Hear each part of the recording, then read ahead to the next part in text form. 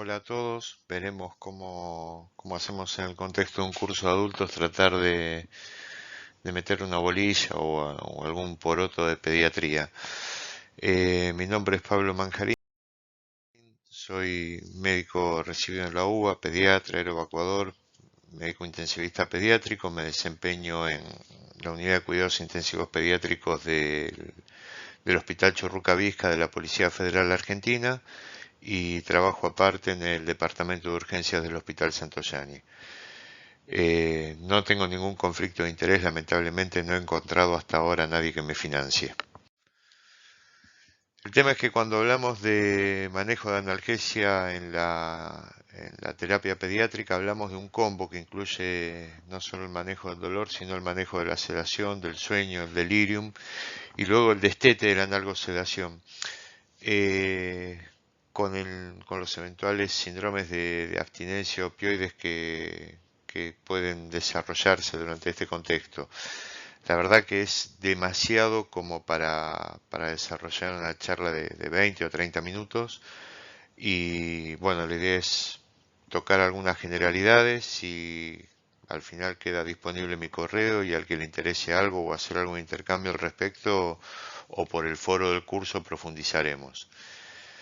Lo concreto es que más allá del monitoreo biespectral o de la impedanciometría que últimamente se ha hablado tanto y está tan de moda, los scores clínicos siguen manteniendo su vigencia y tienen la ventaja en nuestra realidad de que no se ven afectados por las limitaciones presupuestarias, sí se ve afectado por la voluntad de llevarlos a cabo, por la decisión de llevarlos a cabo, que a veces son nuestra principal limitante. Los scores de manejo del dolor o de evaluación del dolor que principalmente usamos en pediatría es sobre todo en los pacientes sin capacidad de comunicación.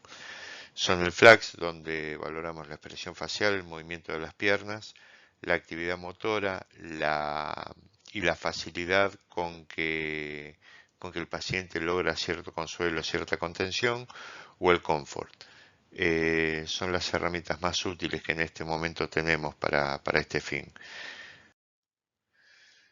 Otro tema que tenemos que ver, supongo que el curso está destinado en su mayor medida a médicos, y es que nosotros estamos formados en un modelo básicamente médico, pero cómo hacer terapia sin enfermería. Eh, y el rol de la enfermería en lo que es evaluación y tratamiento del paciente con dolor es básico, es el personal de enfermería el que está más en contacto con el paciente, es la que tiene digamos, la primera actuación en la detección y evaluación temprana del dolor y el delirio y la abstinencia. Esto hace que tengamos que revalorizar el rol de enfermería en nuestro medio. De hecho, cuando uno va a las búsquedas bibliográficas, en general, los trabajos que uno lee, casi todos los más interesantes, son realizados por personal de enfermería o se los encuentra en los trabajos de enfermería. Los scores que habitualmente utilizamos en terapia pediátrica para sedación son el RAMSA y el COMFORT o el RAS, que es la escala de Richmond del Hospital Pediátrico de Richmond. Para dolor utilizamos habitualmente el FLAC o el COMFORT. Para abstinencia el Finnegan, que en realidad el Finnegan es un score neonatal cuya utilidad se ha extendido hasta los pacientes de 3 meses aproximadamente, porque evalúa reflejos primitivos que desaparecen a esa edad, el Guatuno y el Sofía, y en Delirium los más utilizados son el Picamicu y el Cornell. Cuando nos encontramos con el paciente crítico gravemente enfermo es en general la situación en la que necesitamos mayores niveles de seroanalgesia y cuando menos tiempo tenemos para pensar qué hacer. Lo que se hace habitualmente, lo que hacemos todos, es recurrir al queso y dulce, al postre vigilante, es decir, fentanilo, midazolam son las primeras opciones que tenemos a mano y de ser necesario el bloqueo neuromuscular. Eh, Se sugiere en pediatría no utilizar el pancuronio por su efecto atropínico y bueno, la gran taquicardia que produce. Nosotros generalmente utilizamos becuronio. En su defecto se puede utilizar rocuronio. La ventaja que tiene el becuronio y el rocuronio es que tienen un antagonista específico que es el Sugamadex, que impide es decir, forma como una micela en torno a la molécula del bloqueante neuromuscular e impide la interacción con los receptores específicos. El problema que tiene es que tiene una acción prolongada y si bien revierte efectivamente el bloqueo neuromuscular mejor que la neostigmina y lo que utilizábamos tradicionalmente, su efecto es prolongado y no nos permite volver a bloquear en lo inmediato al paciente. Tenemos que tener muy en cuenta las interacciones hemodinámicas de estos fármacos que utilizamos, porque generalmente nos obligan a la administración de agentes vasoactivos en estos pacientes. Y la sugerencia actual en boga es el intentar consensuar en las distintas unidades regímenes rotativos de pseudoanalgesia de forma tal de disminuir los tiempos y la aparición de tolerancia tanto a opioides como a benzodiazepinas, reducir las dosis totales de estos, las dosis acumulativas, con lo cual nos permitiría supuestamente también disminuir el riesgo de delirium. Una de las posibilidades que se barajan es la infusión de ketamina propofol, otros utilizan ketamina dexmetomedina. El tema del propofol es que necesitamos, sobre todo cuando lo realizamos infusión a dosis altas y por más de, algunos dicen 48, 72 horas, tener un estricto control de la función hepática y del medio interno del paciente ante la posibilidad de la aparición de un síndrome por infusión de propofol. El rol de los agonistas alfa-2 centrales como la clonidina y la dexmetomedina está discutido en esta etapa. Y el planteo de que el uso de dexmetomedina en el paciente de asistencia ventilatoria mecánica cumple un rol en el acortamiento de días con esta asistencia solo fue comprobado en neonatos y para el caso de la dexmetomedina. En realidad, el uso de la dexmetomedina, más allá de que está muy difundido, aún es un uso off-label. Qué bien que sonó eso de uso off-label, casi me siento un British citizen. Ya cuando empezamos a hablar de pacientes críticos moderadamente enfermos, para nosotros es el típico bronquiolito que ingresa a la terapia no para soporte ventilatorio invasivo, sino para BNI. Las mejores opciones en primera instancia parecieran ser dexmetomedina o ketamina.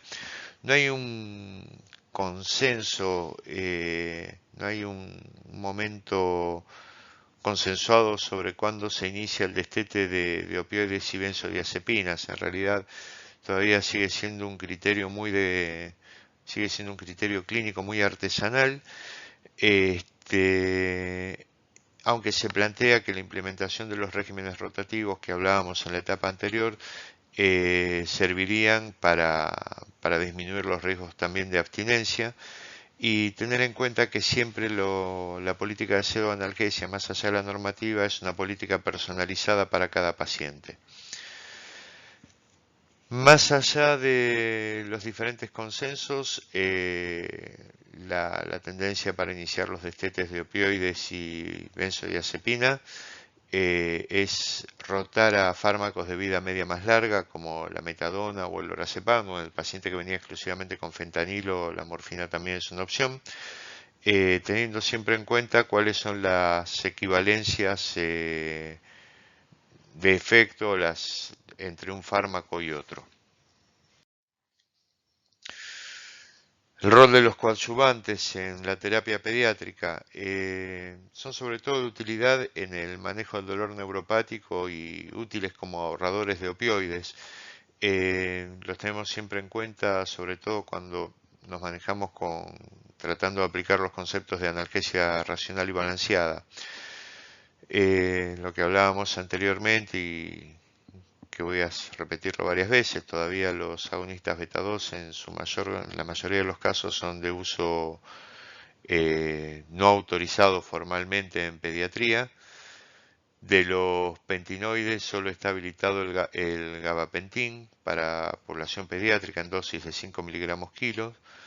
De los anticonvulsivantes lo que más comúnmente utilizamos es la difenilidantoína o el ácido valproico, que acá no lo puse.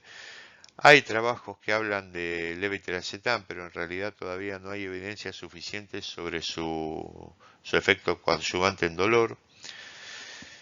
La ketamina nos genera, a mí personalmente me genera alguna duda colocarla como un coadyuvante, es decir, por su mecanismo de acción. En realidad la ketamina es un analgésico por sí mismo, pero lo concreto es que su uso en el posquirúrgico inmediato, sobre todo en las primeras 6 horas de postprocedimiento, se la postula como un ahorrador de opioides y este efecto fue demostrado cuando se lo utiliza tempranamente. De los antidepresivos, los que nos sirven como coadyuvantes en el dolor neuropático son los inhibidores de la recaptación de serotonina y noradrenalina. Para nosotros es el más usado, el más probado es la amitriptilina. Y la lidocaína es un fármaco sumamente útil, aunque tiene toda una leyenda negra, así como lo tiene por ahí la morfina para el pediatra clínico. Todavía en la terapia la lidocaína sigue siendo la droga que le puede dar una arritmia. La verdad es una droga sumamente útil en el manejo del dolor oncológico refractario a opioides.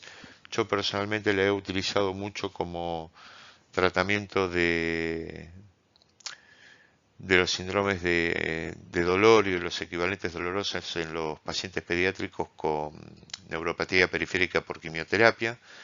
Este, y es un buen ahorrador de opioides tanto en el posoperatorio inmediato y en la prevención y tratamiento del dolor posoperatorio persistente, que si bien en la bibliografía, la literatura anglosajona hace referencia muy marcada a esto, en Argentina es un tema que no lo hemos trabajado, pero que suele verse. La difenhidramina es un fármaco que no lo tenemos muy en cuenta, nosotros lo utilizamos solamente como antihistamínico o a lo sumo aprovechamos el efecto sedativo para adormecer a algunos chicos para algunas prácticas no invasivas como estudios por imágenes. Esto es más que nada en clínica pediátrica. Pero lo cierto es que a nosotros nos es de mucha utilidad en el manejo del paciente quemado, sobre todo del quemado ambulatorio. Las drogas antiinflamatorias no esteroideas, por su mecanismo de acción, su tiempo de latencia y su techo terapéutico, así como su ausencia de acción sedante, no son la opción de nuestra primera escala, sobre todo en el paciente crítico como pueden ser los opioides. Sí son coanalgésicos importantes y tienen un efecto ahorrador de opioides en el paciente posquirúrgico, en el paciente politraumatizado o en el quemado. Eh, Nosotros lo utilizamos en estas situaciones y es importante tener en cuenta los diferentes mecanismos de acción a fin de no incurrir en acciones redundantes. ¿A qué me refiero con esto? A que muchas veces tengo el paciente en tratamiento con diclofenac y morfina, un postquirúrgico, y como el pibe refiere dolor, voy a un rescate con ketorolac. En realidad estoy haciendo más agonismo sobre la ciclooxigenasa 2. Tal vez en este caso sería mucho más útil, si no lo tenía, agregar paracetamol o dipirona, que voy a tener agonismo sobre la ciclooxigenasa 3 con un efecto mucho más central, o aumentar la dosis de opioides si el paciente no tiene signos de depresión respiratoria, o agregar un coadyuvante en el posoperatorio inmediato como puede ser la ketamina o la lidocaína.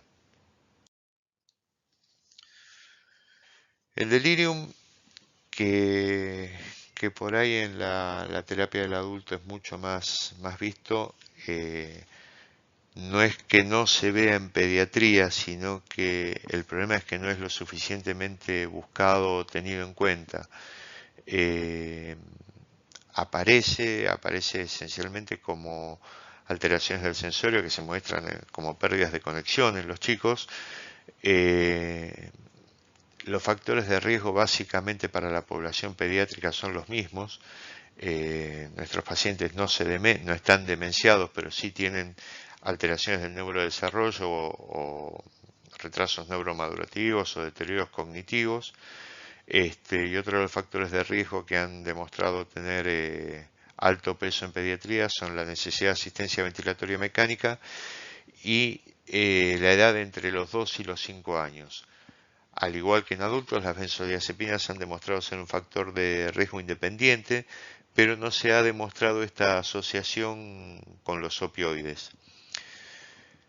Más allá de que uno tenga en claro el tratamiento y todo, que por ahí no es el objetivo de esto, lo esencial es establecer políticas de prevención y establecer en cada unidad los criterios diagnósticos para evitar las confusiones entre las formas hiperactivas de delirium y síndromes de abstinencia, que suele suceder en pediatría. Es más, cuanto más uno se pone a leer y a buscar sobre el tema, empieza a ver de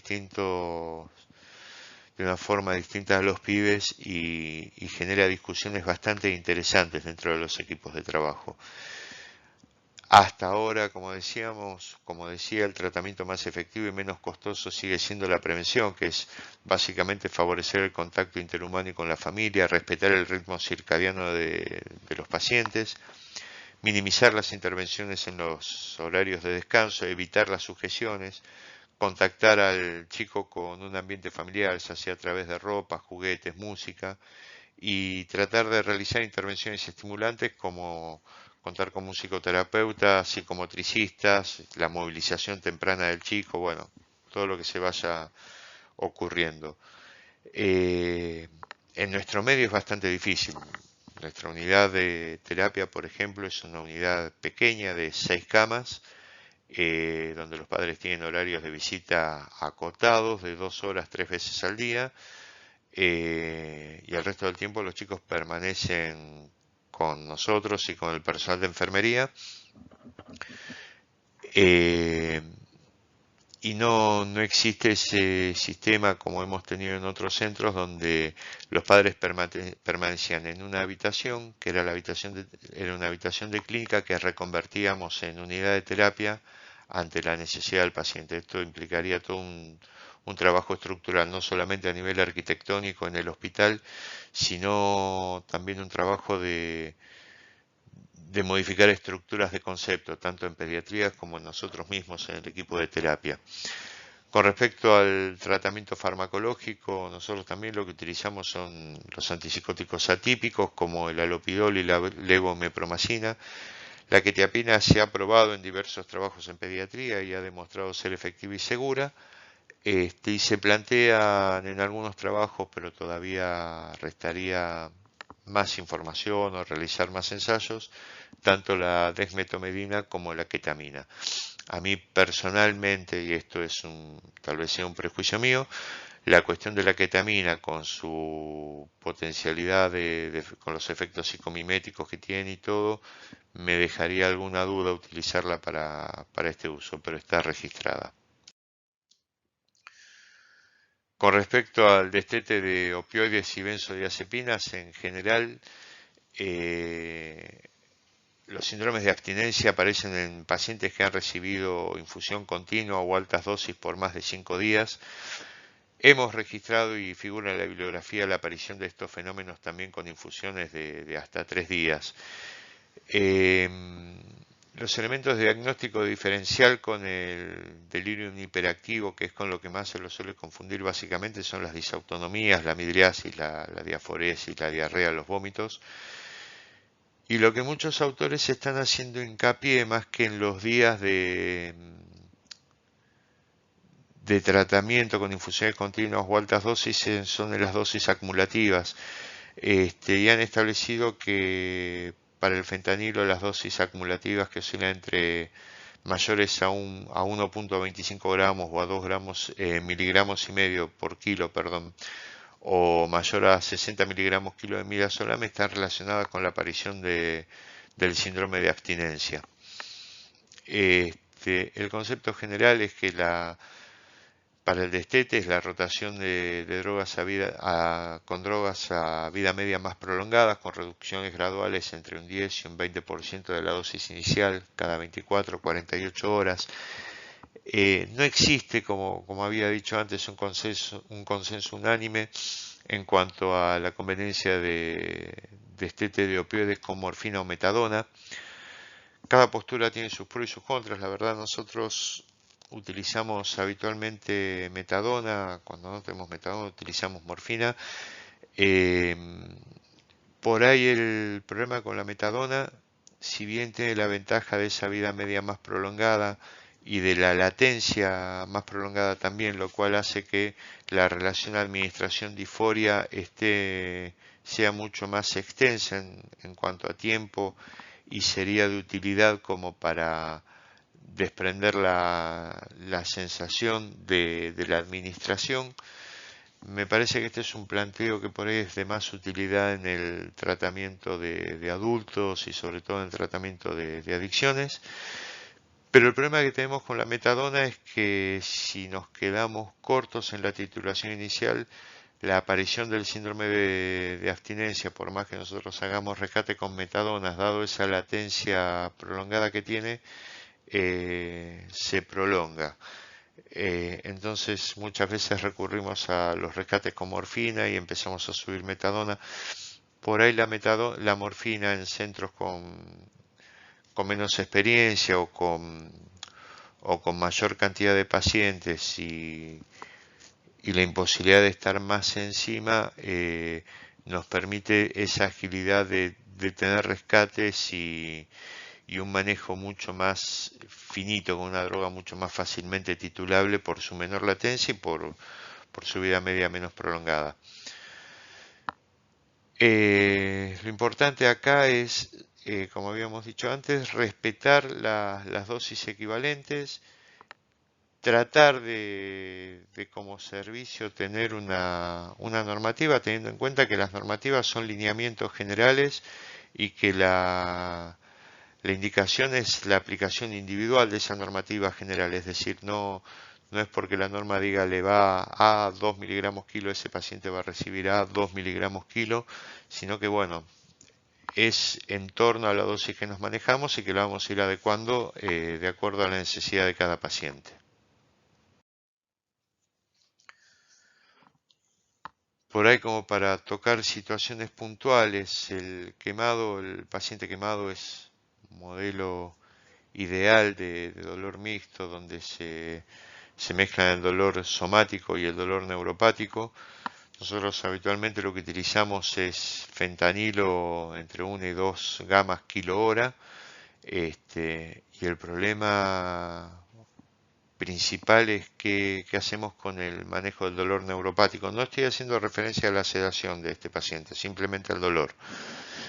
Eh, ¿Cómo manejamos el dolor neuropático para el cual el fentanilo los opioides no lo cubren muy bien, salvo el tramadol o la metadona, que no tenemos disponible por vía parenteral en nuestro país? Eh, una posibilidad son los anticonvulsivantes, lidocaína, la ketamina, los alfa-2 agonistas.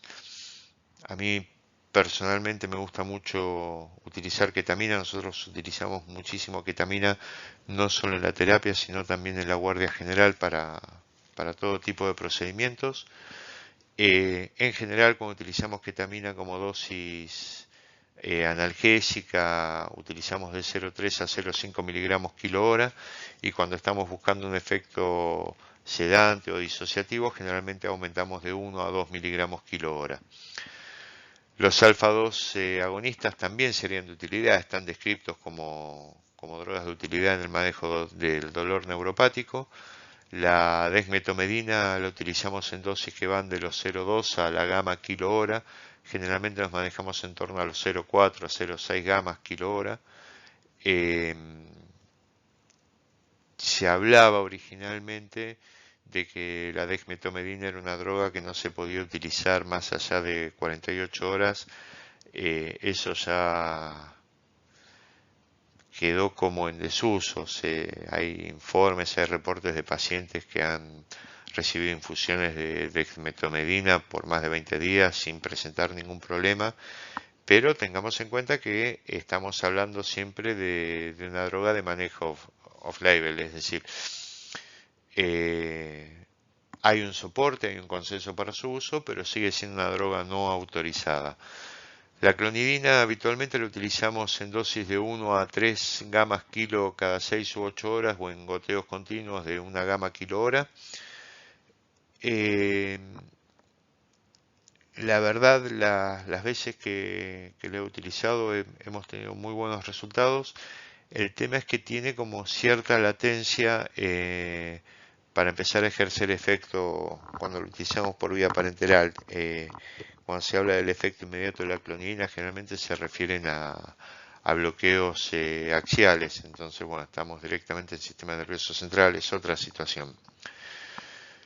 La lidocaína, además de su utilidad en las técnicas de analgesia regional, nosotros la utilizamos mucho en forma tópica, el gel para las curas de quemado, como reemplazando incluso a la mezcla tradicional de la vitamina A con sulfadiazina plata y lidocaína. Tratamos de no utilizar antibióticos tópicos tampoco en la cura de quemados. La nitrofurazona la usamos únicamente cuando no hay otra cosa, cuando ni siquiera tenemos vaselina líquida o sólida para poner, pero en realidad no lo utilizamos prácticamente.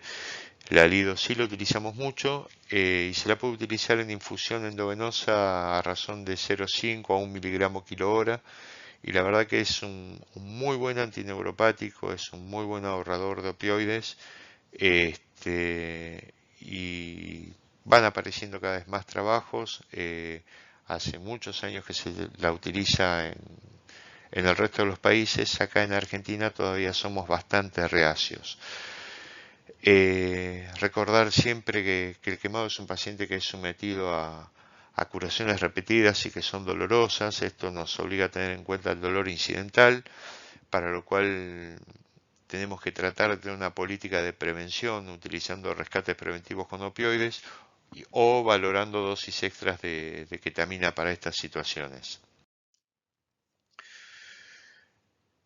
En los pacientes posquirúrgicos, el manejo del dolor, al igual que en los quemados, requiere lo que yo llamo un acuerdo trinacional, donde tenemos que ponernos de acuerdo ya desde el manejo inicial y a veces desde el manejo previo, empezar con el paciente, con los cirujanos y los anestesistas.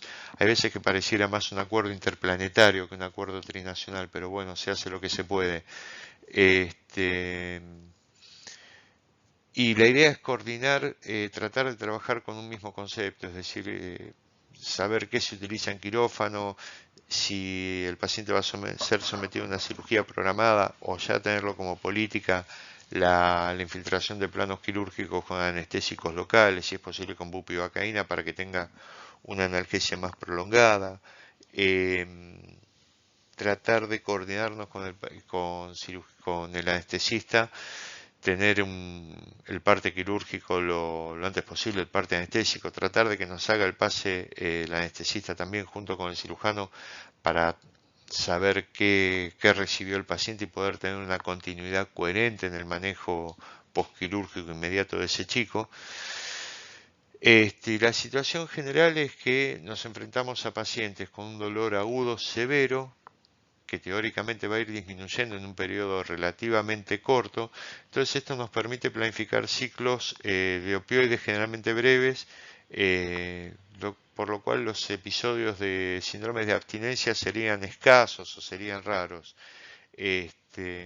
Volvemos al tema de tener en cuenta siempre para las curaciones y la movilización inicial del paciente el fenómeno de dolor incidental, lo cual nos obliga no solamente al rescate analgésico cuando el paciente lo refiere, sino a tener políticas de prevención para este dolor incidental. Y sí, en el paciente posquirúrgico, bueno, al igual que en el quemado, la idea es tratar de desplegar toda esa batería que uno dispone de analgésicos y ahorradores de opioides. Cuando me refiero a la batería con analgésicos, esencialmente en el posquirúrgico me refiero a los antiinflamatorios no esteroides, ya que la idea es, una vez que el paciente tenga dolor controlado, tratar de suspender rápidamente los opioides y y manejarlos con AINES. Acá es donde nosotros le prestamos mucha atención a las sumatorias de efecto entre los inhibidores de COX-1 y de COX-3, es decir, por ahí la utilización de diclofenac, porque es lo que tenemos disponible por vía parenteral, con paracetamol o con dipirona. No nombro el ibuprofeno no porque no nos sea una droga de utilidad, sino porque no hay disponible por vía endovenosa. Entonces el ibuprofeno lo reservamos para el paciente que tiene una vía oral disponible. Y por ahí, así como comentario, una experiencia muy interesante, a mi humilde entender, que hicimos fue sobre todo con los pacientes que eran sometidos a reparaciones de fisuras labiopalatinas. Nosotros lo que hacíamos era, esos pacientes, si bien no tenían un criterio estricto de terapia, para el mejor manejo del dolor eran derivados a la terapia en el postquirúrgico inmediato, y lo que utilizábamos era, ni bien el paciente salía de quirófano e ingresaba, una dosis de 0,5 de ketamina, y los nebulizábamos cada 8 horas con un combo que contenía una dosis máxima de 1 miligramo kilo de lidocaína, dexametasona nebulizada también, y adrenalina 1 en 200.000, que es la concentración de adrenalina que tienen los anestésicos locales. ¿Cuál era el objetivo de eso?